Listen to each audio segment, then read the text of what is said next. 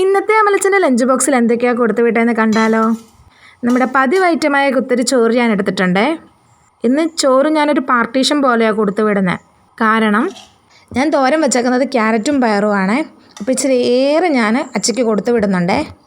അതാ ഞാൻ പറഞ്ഞത് ഒരു പാർട്ടീഷൻ ഫുള്ള് തോരനാണ് വെച്ചേക്കുന്നത്. ഞാൻ ഇതൊക്കെ ആകുമ്പോൾ ആവശ്യം കഴിക്കാമല്ലോ, വയറും നിറയും.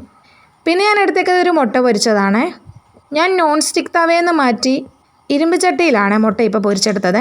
ഇനി കുറേ നാളത്തേന് ഈ ഉപ്പിലിട്ട നെല്ലിക്ക കാണും കേട്ടോ, അതും വെച്ചിട്ടുണ്ട്.